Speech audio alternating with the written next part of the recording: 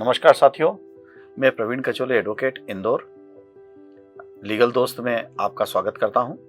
पिछली बार हमने गृह निर्माण सोसाइटी से प्लाट किस तरह से खरीदें और धोखाधड़ी से किस तरह से बचें, इसके ऊपर विचार किया था। आज हम कृषि भूमियों को किस तरह से खरीदें और उनमें किस तरह से धोखे से बचें, उसके संबंध में हम विचार करेंगे। पिछले बार जो वीडियो था उस पर कई साथियों की, कई व्यूवर्स की क्वेश्चंस आए थे, उनको मैं काफ़ी धन्यवाद देता हूं। इसमें अभिजीत जी नालंदा से, जो बिहार से हैं, उनका क्वेश्चन था कि उनकी भूमि पर उन्होंने एक बैंक को अपना प्रमाइसेस किराए पर दिया हुआ है और बैंक उस प्रमाइसेस को खाली नहीं कर रही है। तो इसके ऊपर मैं एक नेक्स्ट वीडियो में इस चीज़ को मैं कवर करूंगा, क्योंकि इसमें काफ़ी विस्तार से चर्चा करनी पड़ेगी और विषय को समझना पड़ेगा। दूसरा, एक भेरूलाल जी महू, उन्होंने एक विषय दिया है कि उन्होंने कोई कृषि भूमि खरीदी थी, किंतु उन्होंने उस कृषि भूमि को खरीदने के पश्चात आज दिनांक तक न तो रजिस्ट्री कराई है और न ही उस पर नामांतरण कराया है, और जो अब भूमि स्वामी जो है, जमीनों के रेट बढ़ जाने के कारण उस जमीन को बिक्री करने में आनाकानी कर रहा है। तो इस तरह से वो एक धोखे के शिकार हो चुके हैं। तो इस बिंदु के ऊपर हम आज थोड़ा विचार करेंगे।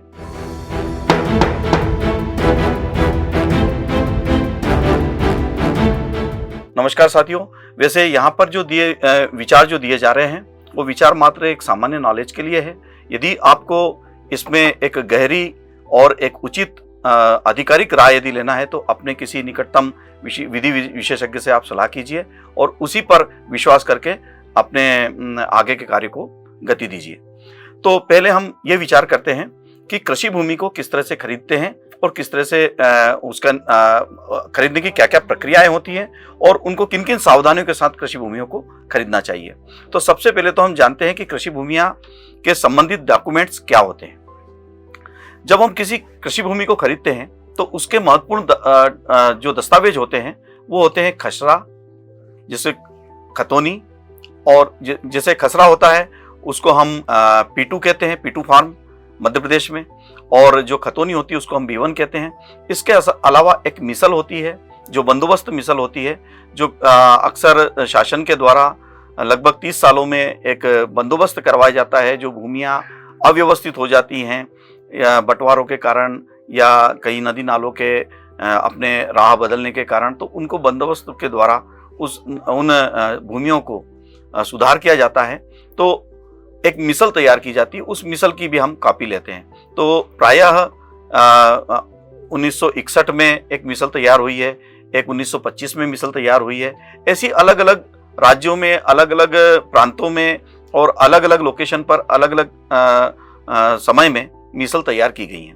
तो एक मिसल की कॉपी भी हम लेते हैं। तो सबसे पहले हम समझते हैं कि कृषि भूमि को खरीदने के लिए हम कैसे सावधान रहें और क्या क्या दस्तावेजों का परीक्षण करें। तो सबसे पहले तो हम जिस कृषि भूमि को खरीदना चाहते हैं उसका सर्वे नंबर ज्ञात करें। जैसे मान लो किसी भूमि का हम खरीदना चाहते हैं, उसका सर्वे नंबर है 101, तो पहले हम उस 101 नंबर का, सर्वे नंबर का हम खसरा देखेंगे। खसरा हमें दो तरीके से देखने को मिलता है। एक तो उस भूमि स्वामी जो होता है उसके पास उसके एक भू अधिकार पुस्तिका होती है, उसमें भी सारा विवरण होता है, या उसके पास खसरे की कॉपी होती है, उसमें भी सारा विवरण होता है। यदि हमें उस विवरण को टैली करना है तो भू अभिलेख मध्य प्रदेश की एक साइट है, उस पर जाकर हम वह खसरा सही है, वर्तमान में उस पर किसका नाम चल रहा है, वह हम चिन्हित कर सकते हैं। इस प्रकार से एक प्राइमरी हम ये ज्ञान हो जाता है हमें इन चीजों से कि उस भूमि पर वर्तमान में किस व्यक्ति का नाम चल रहा है। तो पहले एक बार किसी भूमि पर, किसी सर्वे नंबर पर भूमि स्वामी का नाम सुनिश्चित हो जाने के बाद फिर हम देखते हैं कि उसकी B1 चेक करते हैं। B1 में उस भूमि स्वामी के संबंध में उस गांव में कुल कितनी भूमियां हैं उसकी जानकारी मिल जाती है। खसरे में यह भी जानकारी मिल जाती है कि उस भूमि के ऊपर उसके किसी भाई बंधु का नाम है, उसके काका बाबा का किसी का नाम है, या उसके पिताजी का नाम चल रहा है, किसका नाम चल रहा है। उस खसरे में यह भी जानकारी मिल जाती है कि उस पर कोई बैंक लोन तो नहीं चल रहा है, उसमें किसका कब्जा है, इसकी भी जानकारी का इंदराज खसरे में होता है। तो इस प्रकार से खसरे में नाम सुनिश्चित करने के बाद में हम उस व्यक्ति की भू अधिकार पुस्तिका देखते हैं। भू अधिकार पुस्तिका में उस व्यक्ति के एक पावती जिसको कहा जाता है, इधर इंदौर, देवास और ये मालवांचल क्षेत्र में उसको पावती कहा जाता है। उस पावती को देखने के बाद में हमें यह मालूम पड़ जाता है कि ये व्यक्ति उस भूमि का भूमि स्वामी है। फिर हमें मौके पर जाना चाहिए। मौके पर हम जब जाते हैं तो जिस सर्वे नंबर को हम खरीद रहे हैं उसको हम मौके पर टेली करते हैं। उसको टेली किस तरह से करते हैं? उसको टेली करने के लिए उस स्थान का जो खसरा है, उस खसरे का जो नक्शा है, उस नक्शे के हिसाब से उस स्थान को हम मौके पर टेली करते हैं। और इसके टेली होने के बाद में हमें वहां के पटेल से या पटवारी से संपर्क करना चाहिए। पटेल, पटवारी और चौकीदार वो लोग होते हैं जिन्हें प्रायः गांव के समस्त जमीनों की जानकारी होती है। यदि उसमें किसी प्रकार का कोई शासकीय दखल है या अन्य किसी का कब्जा है या और कोई अन्य बात है तो वह हमें पता चल जाती है। सबसे महत्वपूर्ण व्यक्ति होता है पटवारी। भूमि के मामलों में पटवारी से ज्यादा जानकारी और किसी को नहीं होती है। तो सबसे पहले हम पटवारी से जाकर मिलें, उसको बताएं कि हम अमुक सर्वे नंबर खरीदना चाहते हैं। उसको फिर पटवारी आपको अपने रिकॉर्ड में देख करके उसकी वास्तविक स्थिति, अद्यतन स्थिति बताएगा कि आज वर्तमान में उस प्लाट की क्या स्थिति है, उस सर्वे नंबर की क्या स्थिति है। उस सर्वे नंबर की स्थिति, उसका मालिक का नाम सुनिश्चित हो जाने के बाद में फिर आप उसकी एक सर्च करवाते हैं। उस सर्च के लिए आपको किसी लीगल एडवाइजर की सलाह लेना चाहिए। वो लीगल सर्च करते हैं। उस लीगल सर्च में यह सुनिश्चित होता है कि पिछले 30 सालों में या 50 सालों में उस भूमि पर समय समय पर किन किन व्यक्तियों के नाम रहे, इससे ये जानकारी मिलती है। तो इस सर्च को करने के लिए 2-3 तरह से इस सर्च को किया जाता है। एक तो प्रायः जो रजिस्ट्रार ऑफिस होता है उसमें सूची क्रमांक 1 को देख करके उस भूमि में कितनी बार बिक्री हुई है उसकी जानकारी सुनिश्चित हो जाती है। इसके बाद में पिछले साल पंचसाला खसरा निकाले जाते हैं, जो लगभग 30-40 साल 50 साल के खसरे निकाल लिए जाते हैं। उससे हमको ये सुनिश्चित हो जाता है कि यह जो क्रम चल रहा है वह क्रम सही है, उसमें कोई दोष तो नहीं है। जिस व्यक्ति की जमीन हम खरीदने जा रहे हैं उस व्यक्ति को वास्तव में उस भूमि का धारणाधिकार प्राप्त है या नहीं, यह सुनिश्चित होता है। तो यह सुनिश्चित हो जाने के पश्चात फिर हम ये देखते हैं कि मिसल में क्या लिखा है। कहीं मिसल में उस भूमि का जो नोयत है, नोयत उस चीज को कहते हैं कि उसका भू उपयोग क्या है। यदि चरनोई की भूमि है तो उसको खरीदी बिक्री में बाधा आती है, शासकीय भूमि है तो उसको खरीदी बिक्री में बाधा आती है। तो ऐसी उसकी एक भू उपयोग भी उसका हमको देखना पड़ता है कि वह कदीम है कि पड़त है, क्या है, ये भी हमको देखना पड़ता है। फिर उसको यदि मान लो आप उसको खरीद किस लिए रहे हैं यह भी आपको देखना चाहिए। यदि किसी कृषि भूमि को आप भविष्य में किसी आवासीय उपयोग के लिए खरीद रहे हैं तो वहां पर आप यदि नगर निगम सीमा क्षेत्र में जैसे इंदौर के इलाके के आसपास में हैं तो आपको यहाँ के मास्टर प्लान को देखना चाहिए। उस मास्टर प्लान में ये सुनिश्चित करना चाहिए कि कहीं ये भूमि ग्रीन बेल्ट में तो नहीं आ रही है, कहीं ये कोई इंडस्ट्रियल बेल्ट में तो नहीं आ रही है, कहीं ये किसी और मत के लिए सुरक्षित तो नहीं की गई है और किसी कार्य के लिए सुरक्षित तो नहीं की गई है, कहीं इस पर कोई स्कीम तो नहीं आ रही है। ये सुनिश्चित होता है आपके मास्टर प्लान से। इसके अलावा आपको यदि नगर निगम सीमा क्षेत्र में यदि देख रहे हैं तो नगर निगम से भी इसमें जानकारी लेना चाहिए, कहीं नगर निगम का उस पर कोई आपत्ति विपत्ति या कोई दखल तो नहीं है। तो इस प्रकार से हमको ये देखना चाहिए। यदि यहाँ पर नगर निगम नहीं है, उस भूमि में ग्राम पंचायत के अंतर्गत यदि आती है तो ग्राम पंचायत में संबंधित सरपंच से या जो भी वहाँ पे सचिव होता है उससे जानकारी लेकर के ये सुनिश्चित किया जाए कि इस भूमि पर ग्राम पंचायत का किसी प्रकार से कोई आपत्ति तो नहीं है। इस प्रकार से जब हम इन दस्तावेजों को देख लेते हैं, खसरा देख लेते हैं, खतौनी देख लेते हैं, भू अधिकार पुस्तिका देख लेते हैं, नक्शा देख लेते हैं, उसकी 30 साल की सर्च करा लेते हैं, उसकी मिसल देख लेते हैं और उनका नक्शे के आधार पर भूमि का मौके पर मिलान कर लेते हैं, तो यह सुनिश्चित हो जाता है कि भूमि भूमि स्वामी की है। और आसपास के लोगों से तथा पटेल पटवारी से हम ये सुनिश्चित कर लेते हैं कि इस भूमि पर किसी प्रकार का कोई विवाद नहीं है, तो यह सुनिश्चित हो जाता है कि वह भूमि खरीदने योग्य है। अब कृषि भूमि को कैसे खरीदें, उसके लिए आगे की प्रक्रिया क्या रहेगी। जैसे यहां तक तो हमने ये सुनिश्चित तो कर लिया कि जमीन को इस तरह से हमको खरीदना है। अब उसके आगे क्या प्रक्रिया होगी। उसके आगे खरीदने के लिए हमें या तो एग्रीमेंट बनाएं और कुछ समय लिया जाता है। एग्रीमेंट बना करके प्रायः कुछ समय लिया जाता है क्योंकि कृषि भूमियां आजकल बहुत महंगे दामों पे मिल रही हैं। तो एग्रीमेंट किसी अच्छे विधि विशेषज्ञ की सलाह से एग्रीमेंट तैयार करें। उस एग्रीमेंट में स्पष्ट रूप से उस भूमि के सर्वे नंबर का उल्लेख करें। सर्वे नंबर का उल्लेख करने के साथ साथ उसकी चतुर्सीमा का उल्लेख करें कि उसके पूर्व में किस व्यक्ति का मकान है या किस व्यक्ति का खेत है या कौन सा सर्वे नंबर है, यह स्पष्ट रूप से उसमें लिखें। कई बार यह देखा गया है कि कृषि भूमियों में चतुर्सीमा स्पष्ट रूप से वर्णित नहीं की जाती है। शेष भूमि का जैसे एक चतुर्सीमा पूर्व में सर्वे नंबर 100, पश्चिम में उक्त भूमि का शेष भाग। अब इस प्रकार के जो कंटेंट लिख दिए जाते हैं, ये भविष्य में जब विवाद की स्थितियां बनती है, जब न्यायालय में कोई प्रकरण जाता है, तो यह विवाद की स्थितियां बन जाती है। यहाँ पर ये सुनिश्चित करना बड़ा कठिन हो जाता है कि उसके पूर्व में वास्तव में कौन सी भूमि थी। तो हमें चतुर्सीमा इस तरह से लिखना चाहिए कि भूमि स्पष्ट रूप से चिन्हित हो सके। जब हम अपने एग्रीमेंट में अच्छी तरह से भूमि का चिन्हीकरण कर लेते हैं, उसके बाद में उसमें किस प्रतिफल पे उस भूमि को विक्रय किया जाना है उसका उल्लेख करना चाहिए। प्रायः यह भी देखने में आ रहा है, जैसे कि ये भेरूलाल जी का जो प्रकरण था, जो उन्होंने मुझे फोन कर जो प्रसंग बताया था, उसमें उन्होंने कोई कृषि भूमि खरीदी। कृषि भूमि को खरीदने के पश्चात उन्होंने मात्र सर्वे नंबर 101 पैकी आधा बीघा भाग ऐसा लिखा और उसकी चतुर्सीमा नहीं लिखी। अब ऐसी स्थिति में बाद में जब 10 सालों से उनका कब्जा रहा, 10 साल के बाद में जब वो उसके रजिस्ट्री नहीं कराई भूमि स्वामी ने, आज जब वो रजिस्ट्री के लिए जा रहे हैं तो वो भूमि स्वामी तो शांत हो चुका है, अब उसके बच्चे हैं। उन्होंने इनकार कर दिया। उन्होंने कहा कि हमने तो आपसे कोई सौदा किया नहीं है, इसलिए हम आपको देने के लिए जिम्मेदार नहीं है। अब उसका यदि एग्रीमेंट हम देखें तो एग्रीमेंट में सिर्फ लिखा है 101 पैकी आधा बीघा भाग। अब इस इतने से लिख देने मात्र से यह चिन्हीकरण करना बहुत मुश्किल हो रहा है कि कौन सा भाग उसको विकृत किया गया था।